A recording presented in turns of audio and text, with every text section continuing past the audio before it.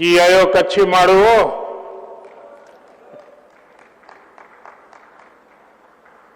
सी केड़ो आए शियारो अने कोरोना बोय में ध्यान रखजा। आज कच्छ अची मुके बेवड़ी खुशी थई रही है।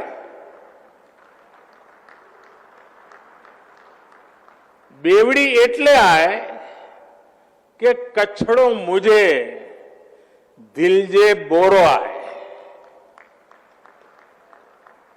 ब्यो एतरे कि आज कच्छ गुजरात न पण देश जी ओळख में पण हकड़ो तारो जोड़े लाए वेने तो। साथियों, आज गुजरात और देश के महान सपूत सरदार वल्लभ भाई पटेल जी की पुण्यतिथि भी है। मां नर्मदा के जल से गुजरात का कायाकल्प करने का सपना देखने वाले सरदार साहब का सपना तेजी से पूरा हो रहा है। केवड़िया में उनकी दुनिया की सबसे ऊंची प्रतिमा हमें दिन रात एकजुट होकर देश के लिए काम करने की प्रेरणा देती है। सरदार साहब का स्मरण करते हुए हमें इसी तरह देश और गुजरात का गौरव बढ़ाते ही रहना है। साथियों, आज कच्छ में भी नई ऊर्जा का संचार हो रहा है। सोचिए, हमारे कच्छ में दुनिया का सबसे बड़ा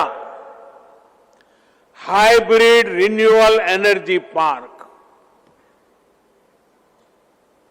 और ये कितना बड़ा है? जितना बड़ा सिंगापुर देश है, बहरीन देश है, लगभग उतने बड़े क्षेत्र में कच्छ का ये रिन्यूएबल एनर्जी पार्क होने वाला है। अब आपको अंदाज आता होगा कि कितना विशाल होने वाला है। 70,000 हेक्टेयर, यानी भारत के बड़े बड़े शहरों से भी बड़ा ये कच्छ का रिन्यूएबल एनर्जी पार्क। ये जब सुनते हैं ना, ये शब्द कान में पड़ते हैं, ये सुनकर कितना अच्छा लगता है। लगता है कि नहीं लगता है कच्छ वालों को? मन कितना गर्व से भर जाता है।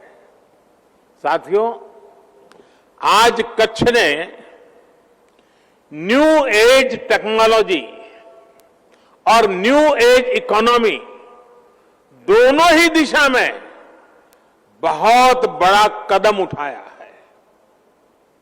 खावड़ा में रिन्यूएबल एनर्जी पार्क हो, मांडवी में डिसैलिनेशन प्लांट हो, और अंजार में सरहद डेयरी के नए ऑटोमेटिक प्लांट का शिलान्यास, तीनों ही कच्छ की विकास यात्रा में नए आयाम लिखने वाले हैं।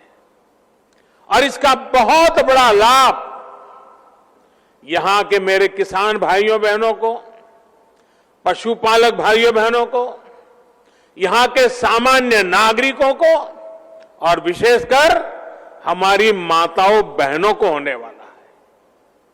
साथियों, मैं जब कच्छ के विकास की बात करता हूं तो मन में बहुत सारी पुरानी सारी यादें, सारी तस्वीरें एक साथ आने लगती है। एक समय कहा जाता था कच्छ इतनी दूर है, विकास का नामो निशान नहीं है, कनेक्टिविटी नहीं है।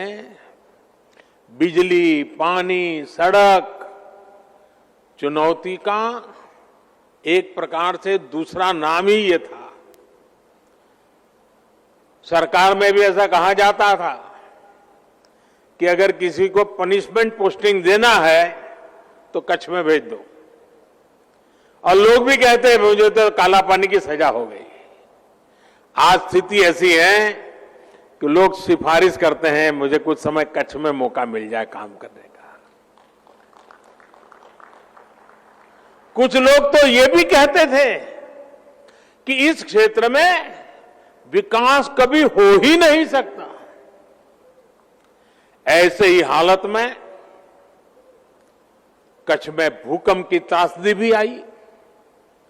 जो भी बचा खुचा था भूकंप ने वो भी तबाह कर दिया था।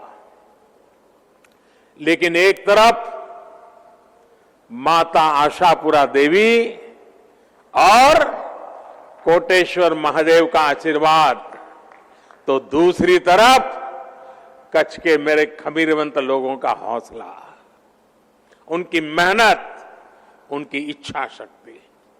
सिर्फ कुछ ही वर्षों में इस इलाके के लोगों ने वो कर दिखाया जिसकी कोई कल्पना भी नहीं कर सकता था।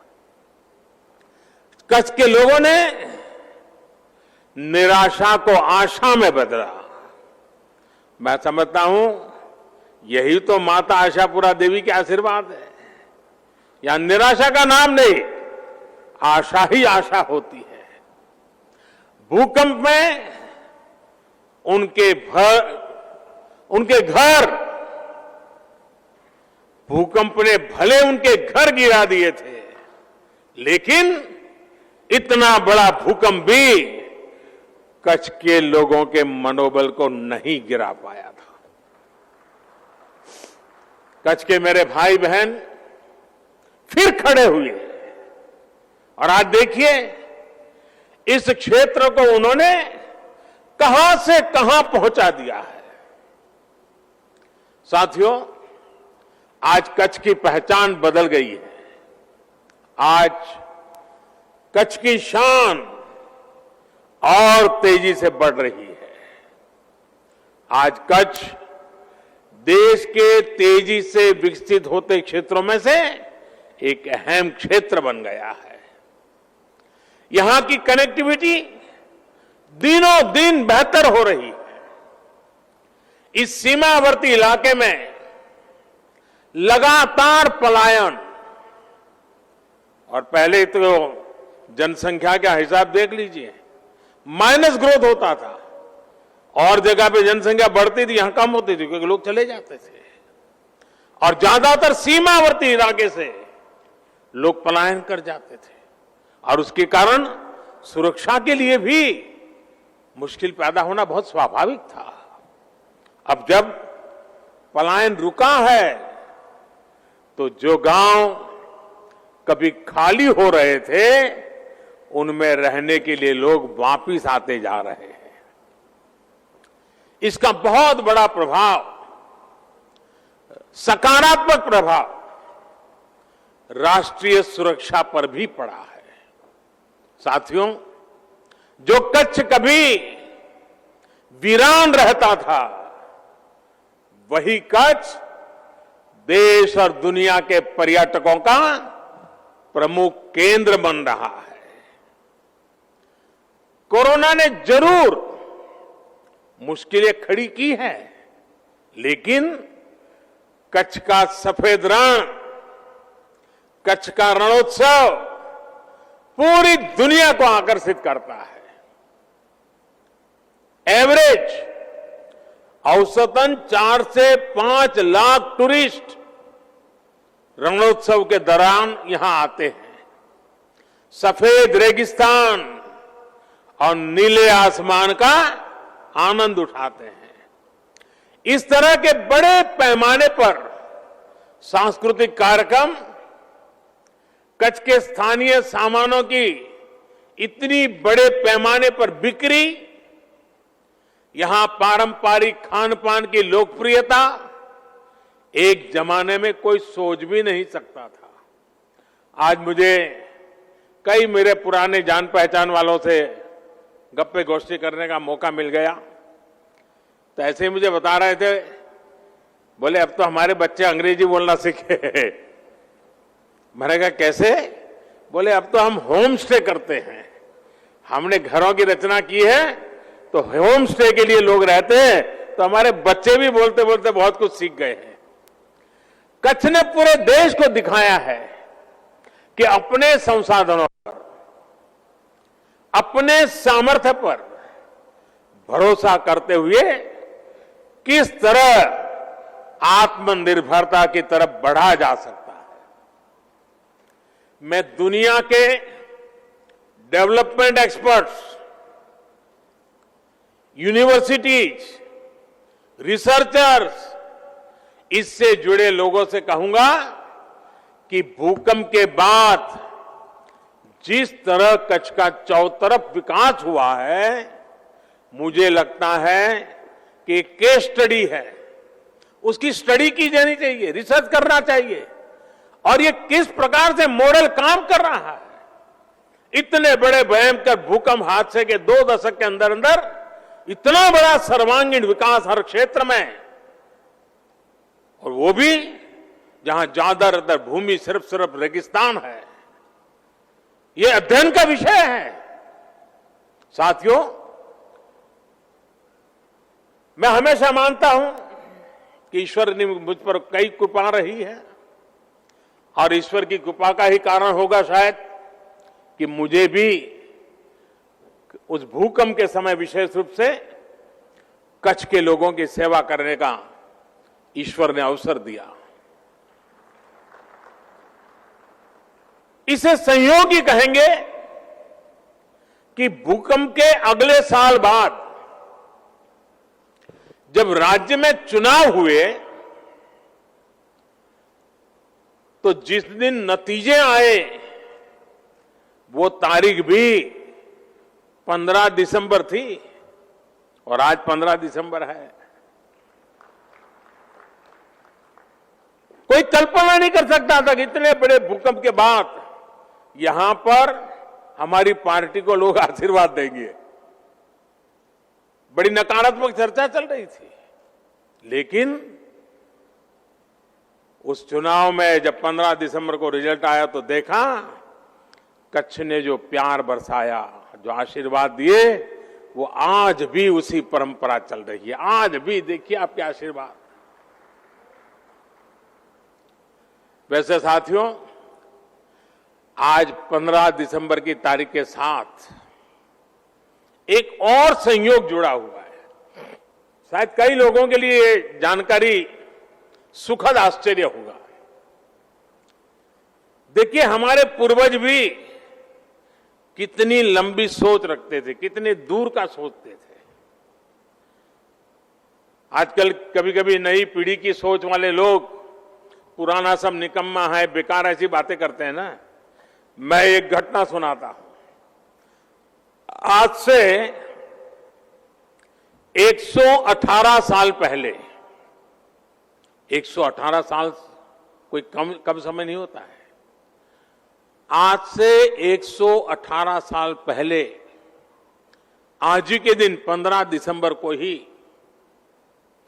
118 साल पहले 15 दिसंबर को अहमदाबाद में एक इंडस्ट्रियल एग्जीबिशन का उद्घाटन किया गया था उस जमाने में। और इस एग्जीबिशन का मुख्य आकर्षण क्या था? उसका आकर्षण था भानु ताप यंत्र। भानु यानी सूर्य। यानी 118 साल पहले यहां के हमारे एंटरप्रेन्योर्स की सोच देखिए। भानु ताप यंत्र यानी सूर्य ताप यंत्र, ये सबसे बड़े आकर्षण का कारण था। यानी भानु ताप यंत्र यानी सूर्य की गर्मी से चलने वाला यंत्र, और एक तरह से वो सोलर कुकर की तरह उन्होंने विकसित किया था 118 साल पहले। आज 118 साल बाद, आज 15 दिसंबर को ही सूरज की गर्मी से चलने वाले इतने बड़े रिन्यूएबल एनर्जी पार्क का उद्घाटन किया गया है। इस पार्क में सोलर के साथ साथ पवन ऊर्जा दोनों से करीब 30,000 मेगावाट बिजली पैदा करने की क्षमता होगी।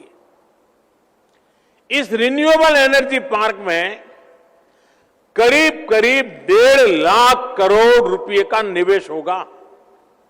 सोचिए, रेगिस्तान की कितनी बड़ी भूमि का सदुपयोग होगा।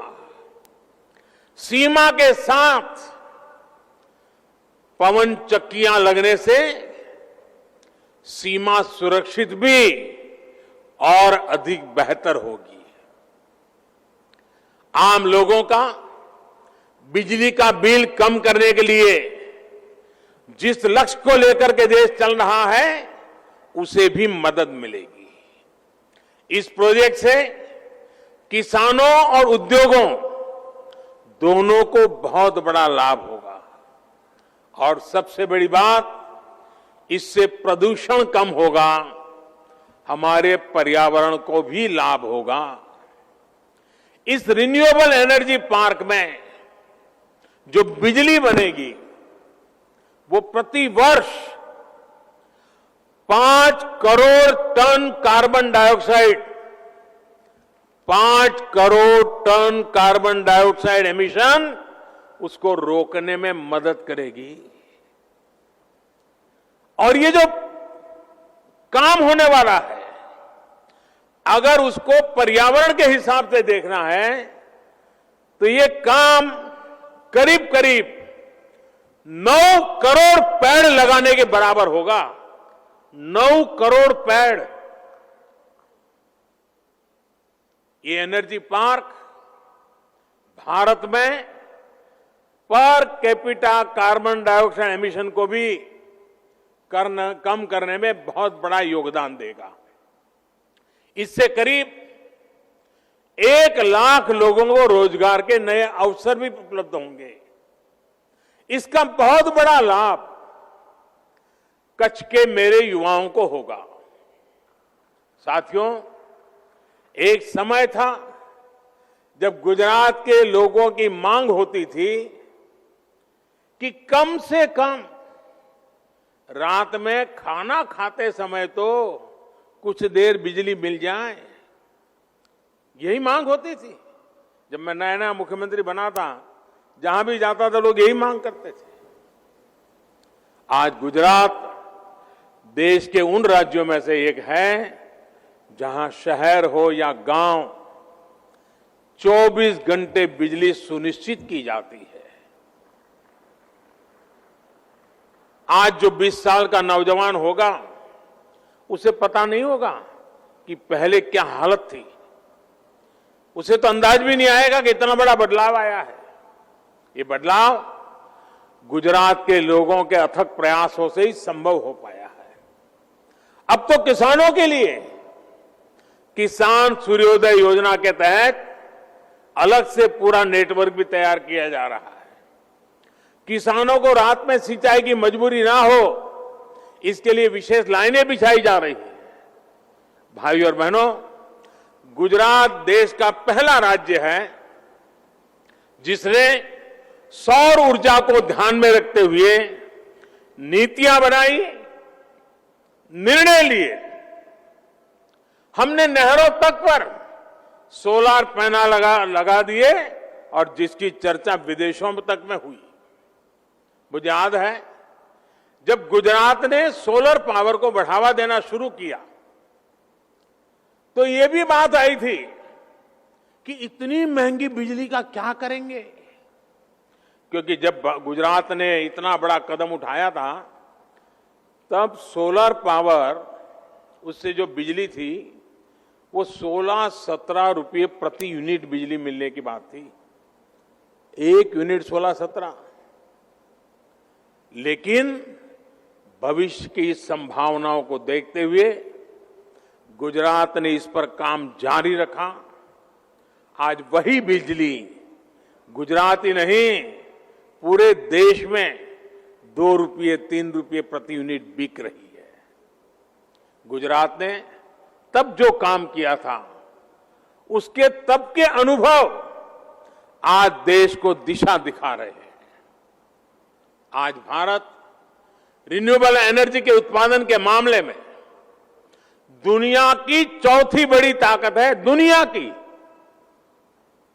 हर हिंदुस्तानी को गर्व होगा दोस्तों। बीते 6 साल में हमारी सौर ऊर्जा, उसकी हमारी क्षमता 16 गुना बढ़ गई है।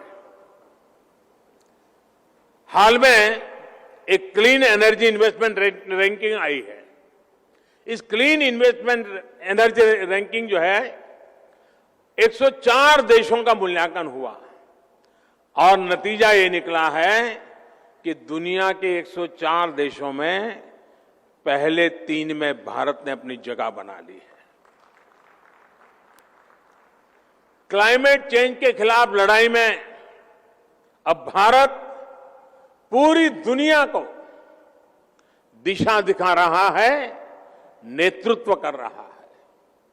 साथियों, 21वीं सदी के भारत के लिए जिस तरह एनर्जी सिक्योरिटी जरूरी है, उसी तरह वाटर सिक्योरिटी भी महत्वपूर्ण है। और मेरा शुरू से कमिटमेंट रहा है कि पानी की कमी की वजह से न लोगों का विकास रुकना चाहिए और न ही किसी क्षेत्र का विकास रुकना चाहिए। पानी को लेकर भी गुजरात ने जो काम किया है, वो आज देश के लिए दिशा दर्शक बना है। एक समय था जब कच्छ में मां नर्मदा का पानी पहुंचाने की बात की जाती थी तो कुछ लोग मजाक उड़ाते थे। वो यही कहते थे, तो राजनीतिक बातें हैं, होने वाला कुछ नहीं है। कभी कभी लोग कहते थे 600-700 किलोमीटर दूर मां नर्मदा, वहां से पानी यहां कैसे पहुंच सकता है? ये कभी भी नहीं होगा।